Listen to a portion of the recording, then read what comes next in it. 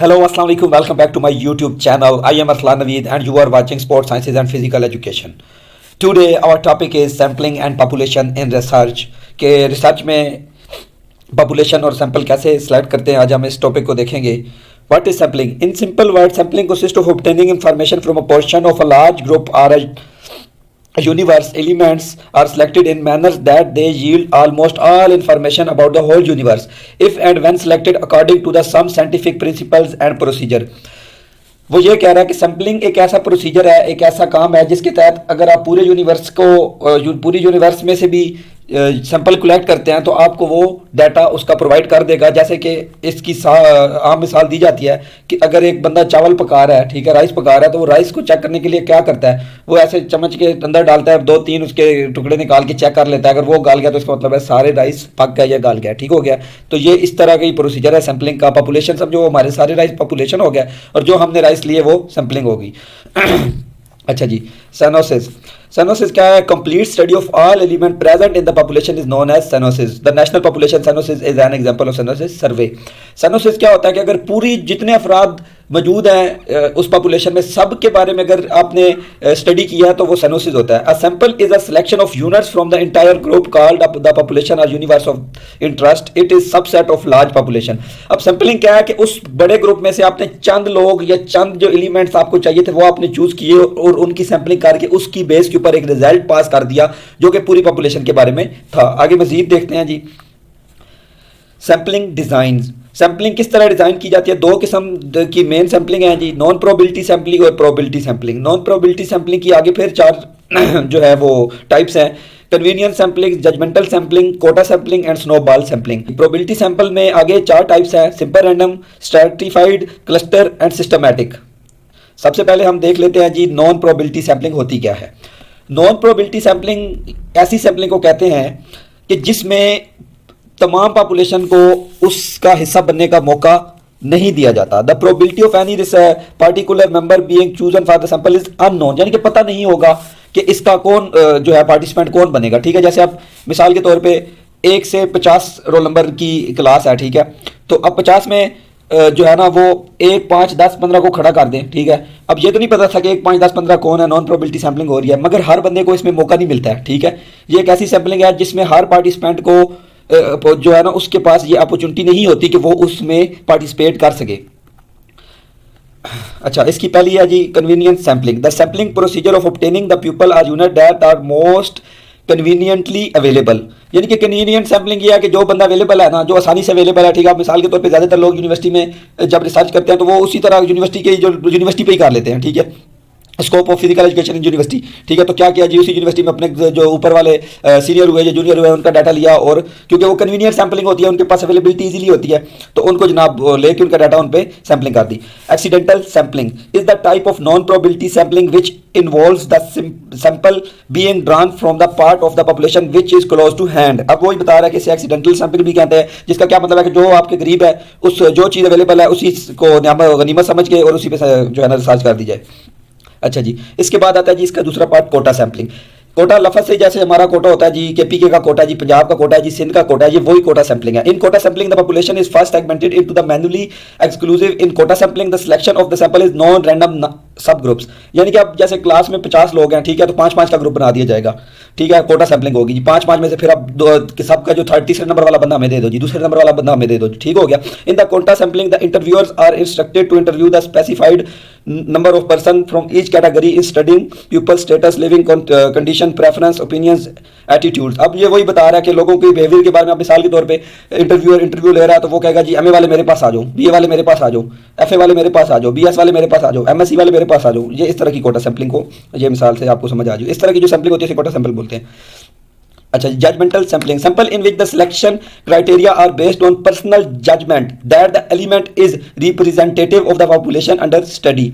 अब इसमें ये क्या कह रहा है कि मिसाल के तौर पे अब जजमेंट करके कि यार ये ही मुझे सैंपल चाहिए. ठीक है, अब जैसे हमारे यूनिवर्सिटी की जो टीम है, अब फुटबॉल की टीम है अगर, ठीक है, तो हम फुटबॉल की टीम, मुझे फुटबॉल की जो अपनी यूनिवर्सिटी की टीम है मैंने इन पे ही सैंपलिंग करनी है, ये मेरा सैंपल है. ठीक है, तो इस तरह की जो सैंपलिंग की जाती है यानी कि खुद जज करके खुद सोच के फिर उसके ऊपर काम किया जाता है, तो वो जो जजमेंट सैंपलिंग कहलाती है. ठीक है ना, जैसे मिसाल के तौर पे एक होता है जी मैंने फिजिकल एजुकेशन का जो हमारा सेशन है या फिजिकल एजुकेशन के जो हमारे बच्चे मैंने इसी के ऊपर सैम्पलिंग करनी है और इसकी इस क्लास पे करनी है। क्लास को भी अगर आप डिफाइन करेंगे सिर्फ फिजिकल एजुकेशन को भी कर देंगे तो वो भी जजमेंटलिंग सैंपल बोला जाएगा। नीचे इसकी एग्जांपल दी गई है, पढ़ लीजिएगा। ठीक है जी। इसके बाद है स्नोबॉल सैंपलिंग। कभी आपने बर्फ का वो जो गोला सा बांध के नीचे गिरता हुआ देखा होगा मूवीज में, वो ऐसे ऊपर से एक छोटा सा गोला शुरू होता है, वो ऐसे नीचे आते आते आते बड़ा होता, तो वो उसके साथ इसे चेन सैंपलिंग भी कहेंगे। ठीक है, ये होगा कि जो इनिशियल बंदा है ना वो रैंडमली सिलेक्ट किया जाता है, उससे फिर अगले के पास वो अगले के पास ले जाता है। ठीक है, आप मिसाल के तौर पे आप एक जाते हैं एक ऐसी जगह पे, फ्रीलांसर को चलो आपको लिंक करते हैं। ठीक है, मिसाल के तौर पे एक वेब डिज़ाइनर है, आप उसे लिंक करते हैं, आप उसे कहते हैं यार मुझे और वेब डिज़ाइनर के पास ले जाओ, आपको 2 और के पास ले जाता है, वो फिर 2 आगे आपको 4 और के पास ले जाते हैं, वो 4 आगे आपको 8 और के पास ले जाते हैं। इस किस्म की जो सैंपलिंग होती है ना, 2 से 4 और 4 से 8 होना, ठीक है, इसे स्नोबॉल सैंपलिंग बोलते हैं। इसके बाद है जी प्रोबेबिलिटी सैंपलिंग, यानी कि इसमें हर पार्टिसिपेंट के पास ये चांस होगा कि वो सैंपल का हिस्सा बनेगा। ठीक है, यानी कि हर बंदे को इक्वली चांस मिलेगा, कोई भी बन सकता है। नॉन प्रोबेबिलिटी में क्या होता है कि हर बंदे के पास इक्वली चांस नहीं होता कि वो उस सैंपल का हिस्सा बन सके। Every member of population has non zero probability of being selected. ठीक है, वही बात इसने लिखी है। अच्छा, इसके पहला है जी simple random sampling. Random sampling mean the arrangements of the condition in such a manner that every item of the whole universe from which we are to select the sample shall have the same chance of being selected as any other item। अब ये वही बात इसमें कह रहा है कि ये जो सिंपल रैंडम सैम्पलिंग होती है ना, इसमें हर बंदे को मुकम्मल चांस होता है। जैसे अब 50 क्लास में 50 स्टूडेंट्स हैं, तो 50 के 50 में से कोई भी इस तरह की सैम्पलिंग होती है कि हर 50 का जो है ना वो उसमें पार्टिसिपेशन का पूरा चांस हो। Among all the probability sampling procedures random sampling is the most basic and least complicated. यानी कि अब ये बता रहा है कि प्रोबेबिलिटी सैम्पलिंग में ये मोस्ट बेसिक है और लीस्ट कॉम्प्लिकेटेड है, सबसे ज़्यादा आसान भी है और सबसे ज़्यादा बेसिक भी रैंडम सैम्पलिंग है। सिस्टमैटिक सैम्पलिंग, ये उसका दूसरा पार्ट है जी। Prepare a list of all elements in the universe, the number then this list can be according to the alphabetic order as in records this, then form the list every third every 8 और any other number in the like manner can be selected. अब मिसाल के तौर पे आप किस class में जनाब सारों का नाम लिख दिए जाते हैं। ठीक है, ए के जिनके शुरू होते हैं उनके पहले लिख जाते हैं, फिर बी के जेड तक इसी तरह अल्फाबेटिक वे में लिख दिए जाते हैं। ठीक है, फिर कहा जाता है जी पहला आ जाए जी, तीसरा आ जाए जी, 5वां आ जाए जी, 7वां आ जाए, अब कोई भी आ सकता है। ठीक है, तो ये इस किस्म की सैम्पलिंग होती है। For this method population need to be homogeneous. This method is frequently used because it is simple, direct and inexpensive, also known as the pattern serial और चेन सैम्पलिंग। ये इसके आगे 3 नाम और बताए हैं। ये सस्ता होता है, आसान होता है, इसलिए ये ज़्यादातर इस्तेमाल किया जाता है, इसमें ये बताया गया। बाद है जी stratified sampling. When the population is divided into the different stratas और groups and then samples are selected from each the stratum by simple random sampling.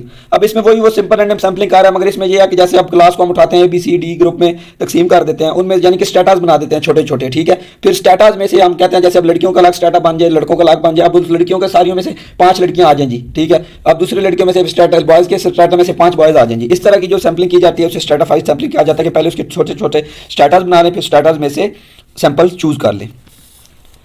अच्छा, cluster sampling. The whole population is divided into the small cluster, it may be the according to the location, then the cluster are selected in sample. अब ये वही बात बता रहा है। ठीक है, मगर इसमें क्या हो रहा है कि इसमें क्लस्टर पूरा जा रहा है। ठीक है, स्टेटस में क्या होगा कि स्टेटा में से पॉपुलेशन चूज कर रहा है, इसमें क्लस्टर बना के फिर पूरा क्लस्टर जा रहा है। ठीक है, ये दोनों में अगर फर्क आ जाए तो ये होता है क्लस्टर पूरे का पूरा जाता है और स्टेटा में से 2 4 5 लोग जाते हैं। ठीक है, the purpose of cluster sampling is to sample economically while retraining the characteristic of the probability sample. अब ये बता रहा है कि ये मतलब इकोनॉमिकली ठीक होती है। ठीक है, और ये जो इसकी खसूसियात क्या है, ये मतलब प्रोबेबिलिटी सैम्पलिंग पे पूरी उतरती है पूरे तरीके से।